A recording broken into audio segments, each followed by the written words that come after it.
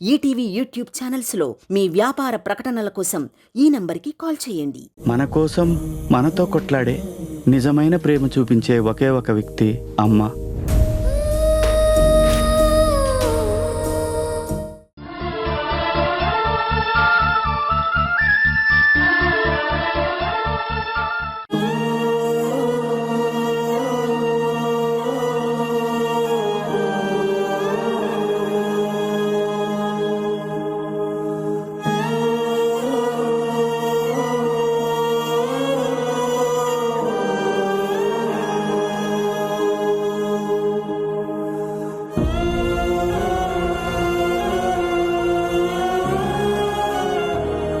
Aunty, ఇంత late అయినా నిద్రపోకుండా ఇక్కడ వెయిట్ చేస్తున్నారేంటి? మీ మావయ్య గారు ఇంకా రాలేదమ్మా, ఆయన కోసమే చూస్తున్నాను. ఆంటీ, మావయ్య గారు లేట్గా వస్తుంటారు, భోజనం కూడా బయటే చేసొస్తుంటారు. అదేంటమ్మా, రోజు తొందరగానే వస్తున్నారుగా. బిజినెస్ మీటింగ్స్ ఉన్నప్పుడు ఇలాగే లేట్ అవుతూ ఉంటుంది ఆంటీ. మీరు వెళ్ళి పడుకోండి. లేదమ్మా, ఆయన వచ్చే వరకు నేను ఇక్కడే ఉంటాను. నువ్వు వెళ్ళి పడుకో. పగలంతా పనిచేసిన మగాడికి భార్య దగ్గరుండి సేవ చేస్తే ఆయన కష్టం మర్చిపోతాడు కదా. ఆంటీ, మావయ్య గారి మీద మీకు కోపం లేదా? ఆయన మిమ్మల్ని మోసం చేశారు. మీ లైఫ్లో మీరు పడ్డ కష్టాలన్నింటికీ కారణం ఆయనే. ఆయన వల్లే మీరు, మీ పిల్లలు ఎన్నో అవమానాల పాలయ్యారు. వేద, లోకంలో ప్రతి మనిషి తప్పు చేస్తాడు. కొంతమంది వాటిని ఒప్పుకొని సరిదిద్దుకుంటారు, మరికొంతమంది వాళ్ళ తప్పుల్ని ఒప్పుకోరు. మీ మావయ్య రెండో రకం మనిషి.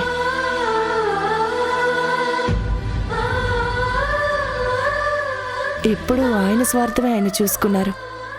అంత మాత్రాన ఆయన నా భర్త కాకుండా పోతాడా? భర్తలా నాకు ఆయన ఏమి చేసుండకపోవచ్చు, అయితే మాత్రం భార్యగా నా పని నేను చేయకుండా ఉంటానా? అది సరే ఆంటీ, కానీ మీరు చేస్తున్న సేవలకు గుర్తింపు రావటం లేదు కదా. మిమ్మల్ని ఎవ్వరూ ఈ ఇంటి కోడలిగా అనుకోవటం లేదు. అనుకునేలా చేయాల్సిన బాధ్యత నా మీదుంది. బంధాలు నిలబడాలన్నా, భార్యాభర్తల మధ్య దూరం తగ్గాలన్నా అంతా ఆడదాని చేతుల్లోనే ఉంది. ఇంత కూల్గా ఎలా ఉండగలుగుతున్నారా ఆంటీ? శ్రీ ఒక్క మాట అంటేనే నాకు చాలా కోపం వస్తుంది. కోపం నాకు కూడా వస్తుందమ్మా, కానీ వివాహ బంధం అనేది ప్రేమతోనే నిలబడుతుంది, కోపంతో కాదు.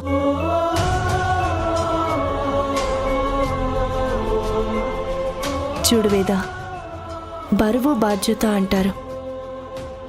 ఏ విషయమైనా మనం అనుకుంటే బాధ్యత అవుతుంది, పర అనుకుంటే బరువు అవుతుంది.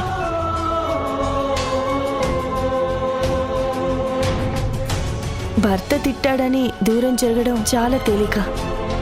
మాట అన్నది నా భర్తే కదా అని అనుకుంటే ఆ కోపం ప్రేమగా మారుతుంది. ఇన్నాళ్ళుగా ఈ ఇంట్లో కోపాన్ని, ద్వేషాన్ని చూశానంటీ. సరస్వతి అత్తయ్య వెళ్ళిన తర్వాత మొదటిసారి ప్రేమని, అభిమానాన్ని చూస్తున్నాను. మీరు నిజంగా చాలా గ్రేట్ ఆంటీ. సరే, ఇప్పటికే చాలా ఆలస్యమైంది, వెళ్ళి పడుకో. అలాగే ఆంటీ.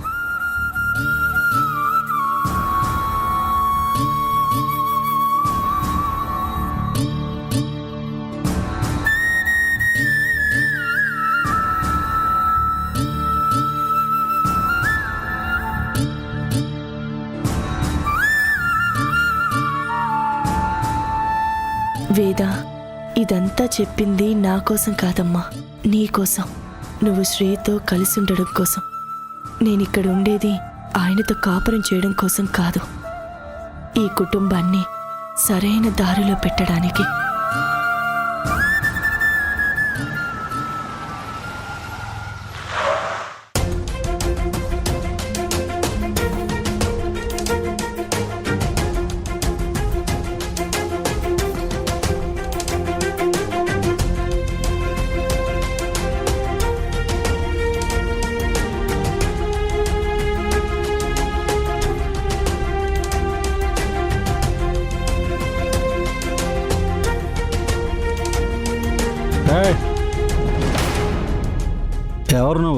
నేనెవరో చెప్పినా మీకు అర్థం కాదు. లోపలికి పదండి. ఏయ్, నేను వెళ్ళగలను. అయ్యో, ఏమండి? జాగ్రత్త అండి. ఏయ్, ఏయ్.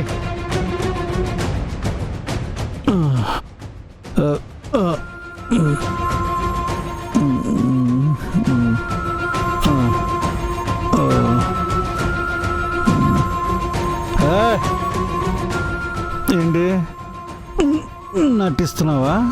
లోకం అందరి దృష్టిలో నువ్వు మంచిదని అయిపోయి నన్ను చెడ్డవాణ్ణి చేసేసావు.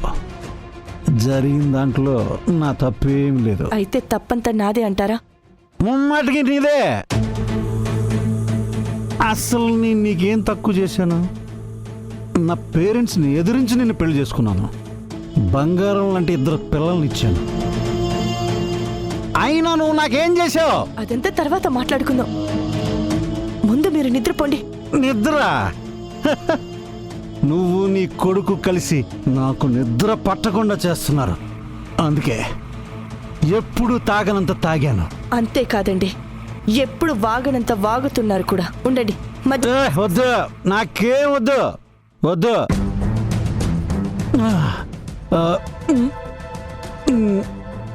నీ వల్ల నీ కొడుకు వల్లే నాకు ఇన్ని బాధలు. అదే సరస్వతి అయితే నన్ను ఏ రోజు ఒక్క మాట అనేది కాదు.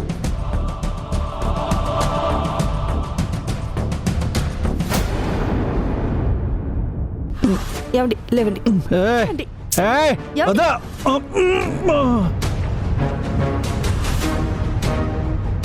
ఇదిగోండి. వద్దు, నాకు నేను తాగను. నీ చేత్తో మజ్జిగ కాదు అమృతం ఇచ్చినా నేను తాగను. మరి ఎవరిస్తే తాగుతారు? నా సరస్వతి ఇస్తే తాగుతాను. చెప్పు, నా సరస్వతిని ఏం చేశారు? నువ్వు నీ కొడుకు కలిసి తన్ని చంపేశారు కదా. ముందు మీరు ఈ మధ్య నాగదు.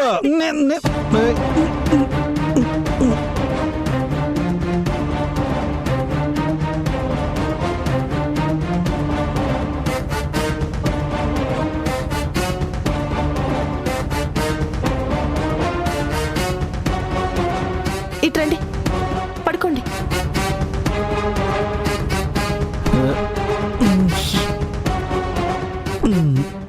నా సరస్వతి ఎక్కడ?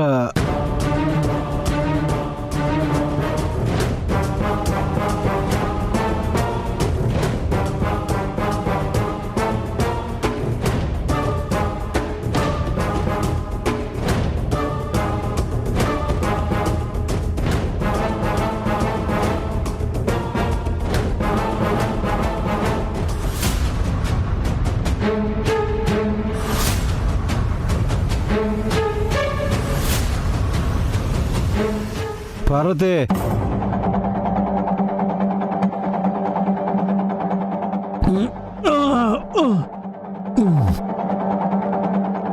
నీకు నా మీద కోపంగా ఉంది కదా? ముందు మీరు పడుకోండి. అన్ని ఉదయాన్నే మాట్లాడుకుందాం. నో నో, ఇప్పుడే మాట్లాడుకుందాం. నన్ను చూస్తే నీకు అసహ్యం వేస్తుంది కదా? చెప్పు పారు. అలా పిలవకండి. అలా పిలిచే అర్హత మీరెప్పుడో కోల్పోయారు. మరి ఇక్కడికి ఎందుకు వచ్చావు? నేను ఇక్కడికి వచ్చింది, ఈ ఇంట్లో ఉంటుంది మీకోసమో నా కోసమో కాదు, అక్కకిచ్చిన మాట కోసం. ఓహో, వెనకుండి నడిపించేది ఆవిడ గారు అన్నమాట. ఇంతకి సరస్వతి ఎక్కడుందో చెప్పు. చెప్పు, సరస్వతి ఎక్కడుంది? మీరు బెదిరించి అడిగినా బ్రతిమాలతో అడిగినా నాకు తెలీదు. నువ్వు నీ కొడుకు టైపే, వాడు కూడా అంతే. బెదిరించినా భయపెట్టినా చివరికి కొట్టినా కూడా సరస్వతి ఎక్కడుందో చెప్పట్లేదు. అవసరం కోసం మీరు ఏదైనా చేస్తారని నాకే కాదు, సాత్విక్ కూడా తెలుసు. ఏమన్నా?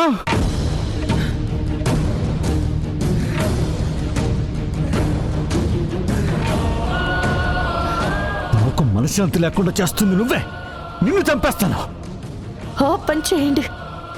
భర్త ఎవరు అని అడిగించుకోవడం కంటే భర్త చేతిలో చనిపోయింది అనిపించుకోవడమే మేలు. మీ చేతిలో చేస్తే నేను సుమంగళి అవుతాను. చంపేయండి. ఛీ! వెళ్ళి నుంచే తప్పు చేసి కూడా తలెత్తుకుని తిరగడం నీకు నీ కొడుకు అలవాటే. అంతరాత్మను మించిన న్యాయస్థానం ఎవరికి ఉండదు. మనస్సాక్షి ఉంటే తప్పు మీదో మాదో మీకే అర్థమవుతుంది. నాకు మనస్సాక్షి లేదు, నీకుంది కదా. ఆ? చెప్పు, సరస్వతి ఎక్కడుందో చెప్పు.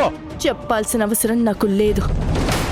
మీకు కనపడాలి అనుకున్నప్పుడు అక్క తనంతట తానే వస్తుంది. ఏయ్! ఛా!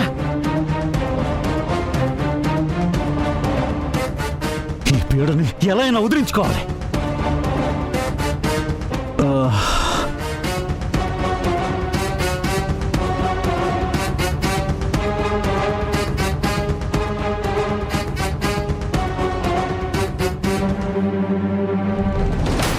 వదిలించుకోవాలి. ఈ పీడని ఎలా అయినా వదిలించుకోవాలి.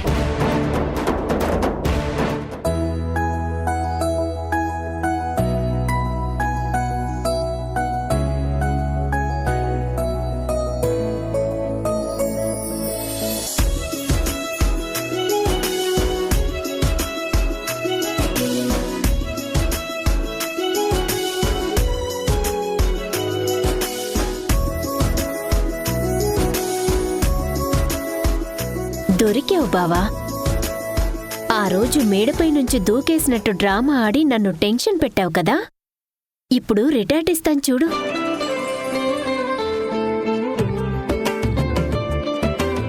పాట పాడుకుంటున్నావా? పాడుకో పాడుకో. ఇప్పుడు నీకుంటుంది చూడు.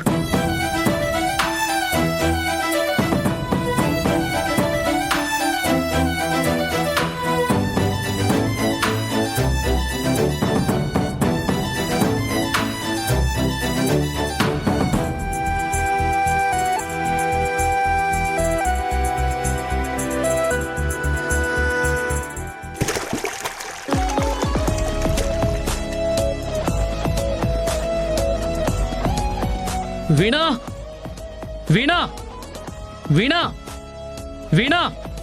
ఆ బావా, ఏమైంది బావా? నీళ్ళన్నీ ఒలికిపోయినట్టున్నాయి. ఒక బకెట్ వాటర్ తీసుకొస్తావా? నేను తేవాలా? ఏ దయ్యం, కళ్ళు మండిపోతున్నాయి ఇక్కడ. ఒక బకెట్ నీళ్లు పట్టరాపో. సరే తీసుకొస్తాను, కానీ నువ్వు నాకు సారీ చెప్పాలి. ఒకసారి రాక్షసి, ఈ టైంలో సారీలు పూరీలేంటి? ఆయన ఎందుకు చెప్పాలి?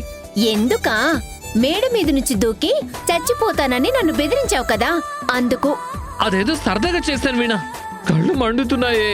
ప్లీజ్ వెళ్ళి తొందరగా వాటర్ తీసుకురావే. మ్మ్హ్మ్. సారీ చెప్తేనే వాటర్ తెస్తా. సర్లే, సారీ, ముందు వాటర్ తీసుకురా. ఆ ఇంకో 2 సార్లు సారీ చెప్పాలి. ఇప్పుడు ఒకసారి దెయ్యమని తిట్టావు, ఒకసారి రాక్షసని తిట్టావు. ఎవరైనా అయ్యప్ప మాల వేసుకుంటారు, భవానీ మాల వేసుకుంటారు. నువ్వేంటి సారీలు మాల వేయించుకుంటున్నావు? కళ్ళు మండుతున్నాయి వీణా. సారీ చెప్పాల్సిందే. సరే, సారీ సారీ సారీ సారీ. సరే. రా వీణ, త్వరగా.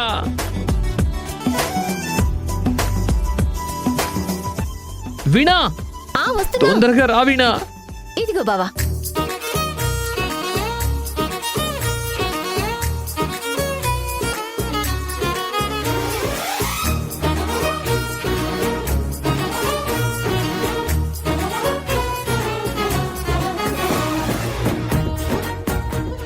బావా, కళ్ళు మంటలు తగ్గాయా?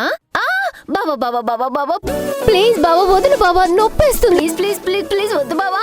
బావా నువ్వు కావాలని ఇదంతా చేసావని నాకు తెలుసు. అందుకే ఇద్దరు జలకలాడదామని ఇలా చేశాను. జలకాలాడడానికి నేను ఇంకా నీ పెళ్ళాన్ని కాలేదు. ముందు పెళ్లి తర్వాత కాపురం అనేది ఓల్డ్ ఫ్యాషన్. ముందు కాపురం తర్వాత పెళ్లి అనేది లేటెస్ట్ ఫ్యాషన్. వద్దు బావా, ప్లీజ్ బావా, నీకు సిగ్గు లేదు. వదులు బావా, నేను వెళ్ళాలి. బావా వదులు బావా.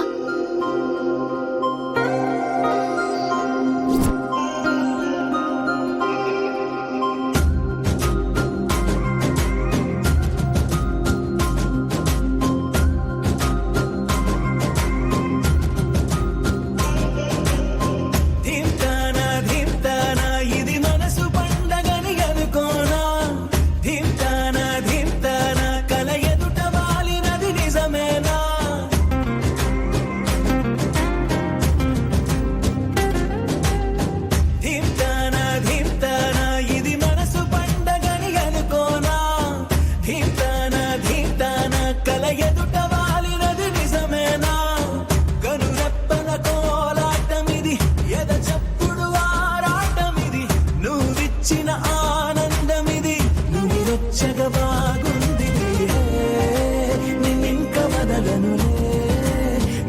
ఆడవారి మాటలకి అర్థాలే వేరులే.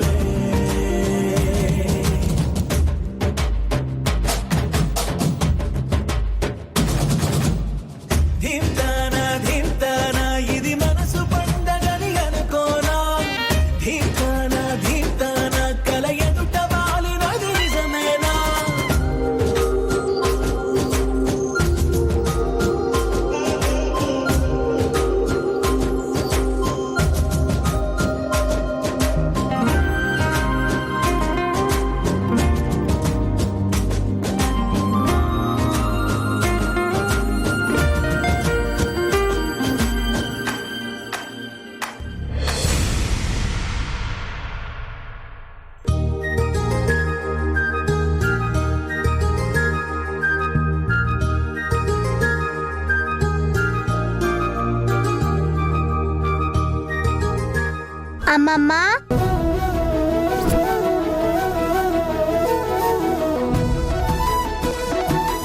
నువ్వా? మా అమ్మమ్మ అనుకున్నాను.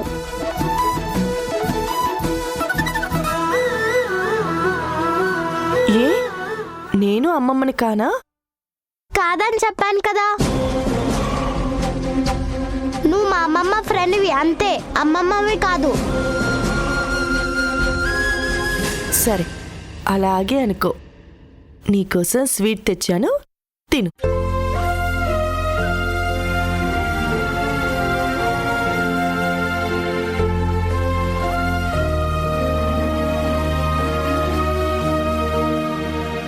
నాకేం వద్దని చెప్పానుగా.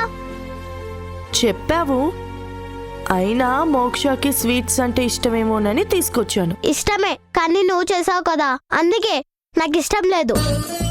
సరే నీకిష్టం లేకపోతే తీసుకెళ్ళి మీ వేద అత్తకిస్తాలే.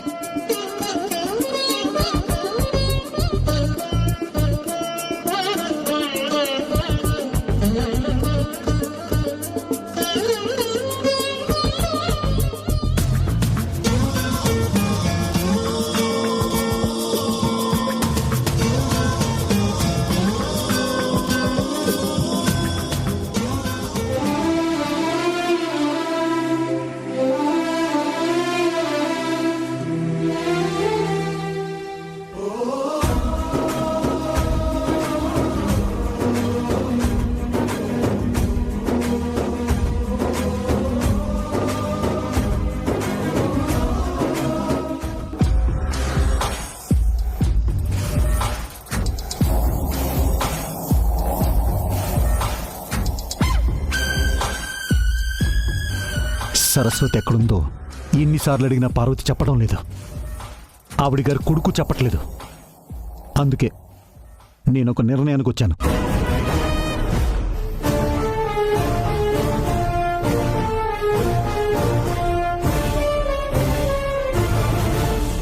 మనం చేయలేని పని పోలీసులు చేస్తారు. నేను ఇప్పుడే సీఏ గారికి ఫోన్ చేస్తాను.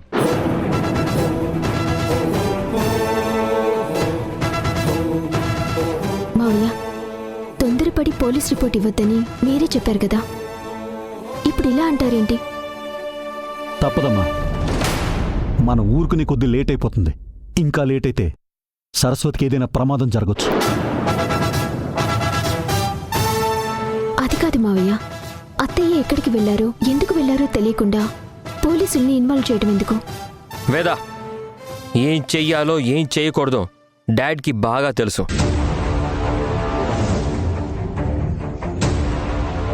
మధ్యలో నువ్వు ఇన్వాల్వ్ అవ్వడం ఎందుకు? అయినా అమ్మ ఎవరి దగ్గర ఉందో మనందరికీ తెలుసు.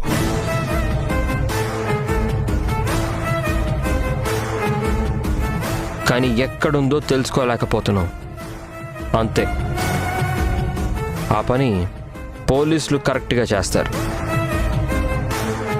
అవును శ్రీ, పోలీసులొచ్చి ఈ పార్వతికి దాని కొడుక్కి 4 తగిలిస్తే సరస్వతి ఎక్కడుందో తెలుస్తుంది. అన్యాయంగా మాట్లాడకండి అత్తయ్య. సాత్విక్ కూడా ఏ పాపం తెలీదు. అవును, ఎవ్వరికి ఏవీ తెలీదు, కానీ జరిగేవన్నీ అనర్థాలే. అమ్మా నువ్వు ఆగు. చూడు పార్వతి, ఇప్పటి వరకు చాలా ఓపిక పట్టాను. మీరెందుకు సరస్వతిని కిడ్నాప్ చేశారో మాకు తెలీదు. డబ్బు కావాలంటే ఎంతైనా ఇస్తానని చెప్పాను, కానీ మీరు దానికి కూడా ఒప్పుకోవట్లేదు. ఇంకా నాకు వేరే దారి లేదు. ఖచ్చితంగా పోలీసులకి చెప్పి తీరాలి.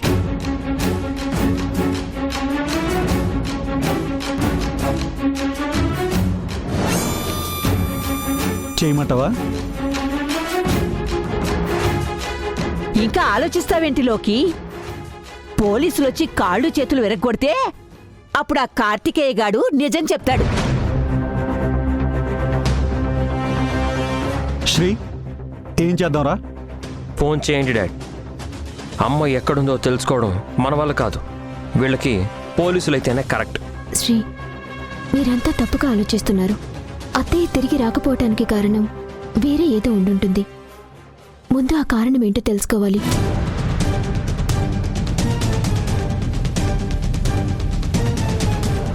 లేదా సరస్వతి కనబడకుండా పోవటానికి వేరే కారణాలే ఉంటాయి. తను తీర్థయాత్రలకి వెళ్ళినప్పుడు కూడా వెంటనే తిరిగి వచ్చేసింది, కానీ ఈసారి అలా రాలేదు. తనకేదో జరిగింది. అవును వేద, ఇంకా కొద్ది రోజులు ఆలస్యం అయితే పోలీసులు మనల్నే తిడతారు. ఇంతకాలం ఏం చేశారని అడుగుతారు. ఇప్పటికైనా మించిపోయింది ఏమి లేదు పార్వతి. సరస్వతి ఎక్కడుందో చెప్పు, లేకపోతే సిఐకి ఫోన్ చేస్తాను. త్వరగా చెప్పు. చెయ్యాలా?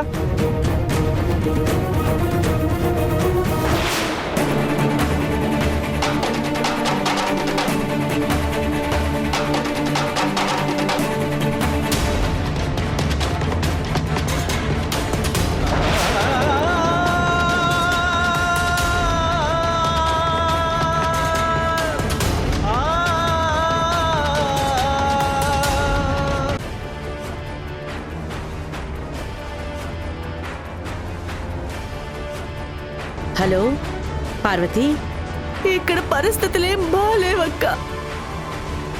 మోక్ష హాస్పిటల్లో ఉంది. తను మెట్లు దిగుతూ స్లిప్ అయి పడిపోయింది. నో స్లిప్ అయి పడిపోలేదు. బాడీలో షుగర్ ఎక్కువై కళ్ళు తిరిగి పడిపోయింది.